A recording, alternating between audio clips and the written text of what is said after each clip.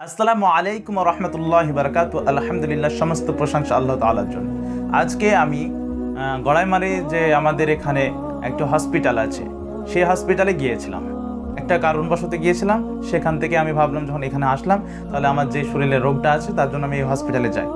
হসপিটালে গিয়ে যা দেখলাম, আপনারা স্ক্রিনে দেখতে পাচ্ছেন, একটা পেশেন্ট নাই, ডক্টরও নাই। কাকে দেখাবেন? জ্বরের শুধু ওষুধের দেওয়ার মতো একটা নার্স দেখলাম, আর দুটো ম্যাম ছিল। সে ম্যাম দুটো নাকি ডাক্তার না।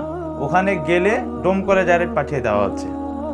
ভাবুন একবার, অত বড় একটা প্রতিষ্ঠান আস্তে আস্তে ওই যেটা দেখতে পাচ্ছেন সেটা আস্তে আস্তে বন্ধ হয়ে যাবে। সেই হসপিটালটা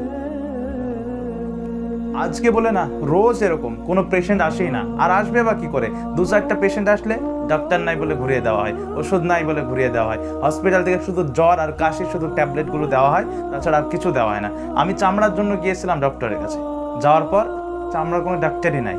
সে বলে না, সে আন্দাজে ঢিল মারার মতন সে ওষুধ দেওয়ার মতন দিচ্ছে।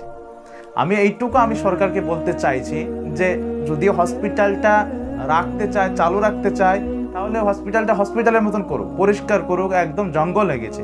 আর যদি হসপিটালটা যদি নাই রাখতে চায় বা এরকমভাবে চলবে, তাহলে বন্ধ করে দিক।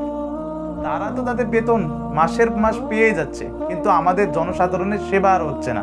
হসপিটাল থেকে যেটা আমাদের প্রাপ্য সেটা আর আমরা পাচ্ছি না। প্রতিদিন ওরা আসে, হসপিটাল খুলে খাতায় নাম টাম লিখে হাজিরা করে। কেমন হাজিরা? ওই হাজিরাটা শুধু সরকারের খাতায় যায় যে ব্যাস হাজিরা হলো, তাই আর কিছু না।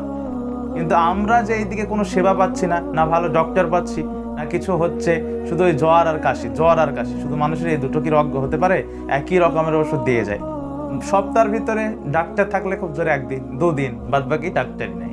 আছে কি নার্স আর একটা হয়তো অ্যাসিস্ট্যান্ট কেউ আছে, তারাই ওষুধ দিচ্ছে। কোনো টিকিট নাই, সব নষ্ট হয়ে গেছে। হসপিটালটা বন্ধ হয়ে যাবে। তো আমরা চাইছি যেন হসপিটালটা ভালো হোক, পরিষ্কার পরিচ্ছন্ন হোক, ডাক্তার উপযুক্ত ডাক্তারকে নিয়োগ করা হোক, এবং হসপিটালটা চালু থাকুক। আমাদের সেবা হবে এবং টাকাটাও যে সরকার বেতনটা দিচ্ছে সেটাও বিফলে যাবে না।